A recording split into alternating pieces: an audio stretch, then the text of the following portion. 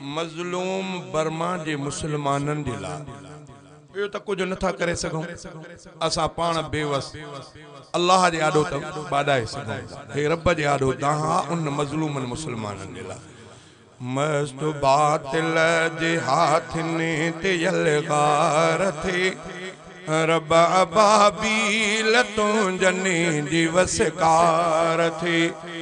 रब अबाबील तुंजने जी वसकार थे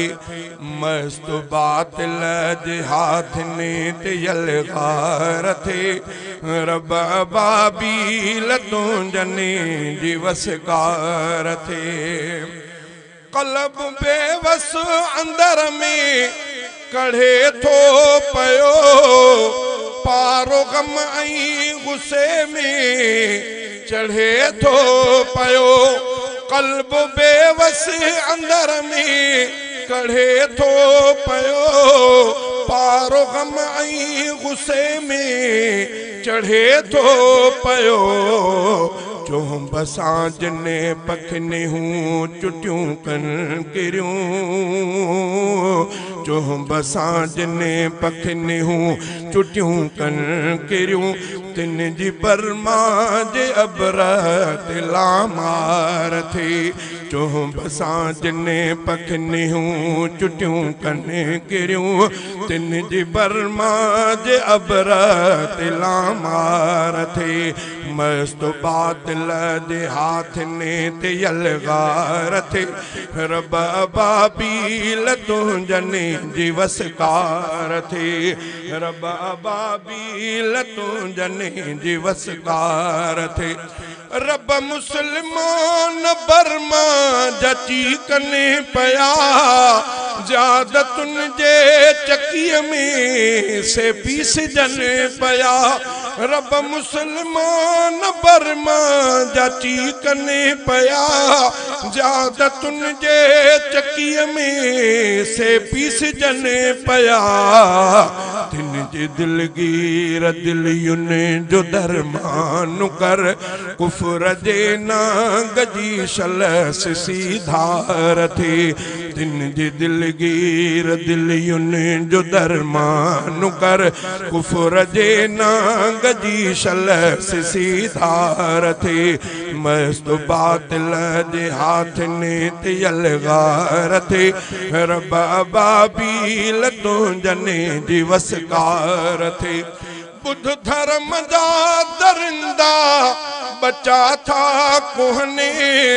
आम था असमतुन जा जनाजा खजने बुध धर्म जा दरिंदा बचा था कोहने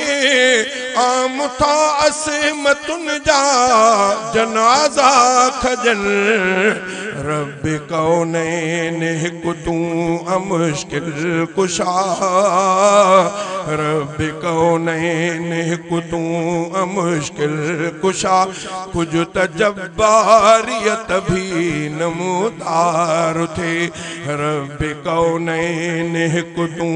अमुश्किल कुशा कुछ त जब्बारियत भी नमूदार थे रात खे दे इजाजत तकड़ का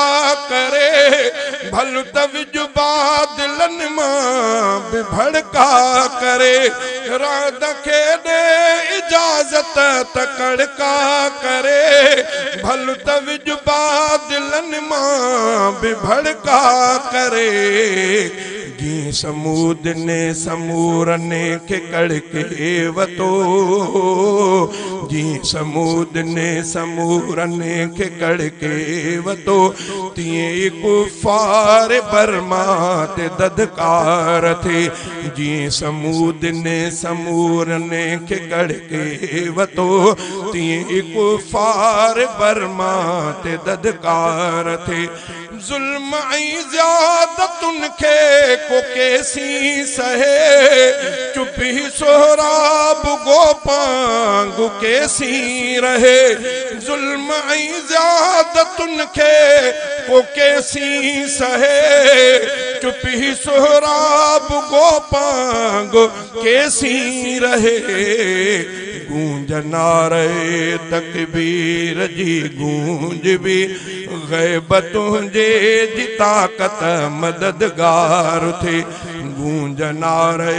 तकबीर जी गूंज भी गैब तुझे जी ताकत मददगार नारे तकबीर शान मोहम्मद मुस्तफा जमीयत उलमा इस्लाम नारे तकबीर मस्त बातिल जे हाथ ने ते यलगार थे रब अबाबील तुझने जी वसकार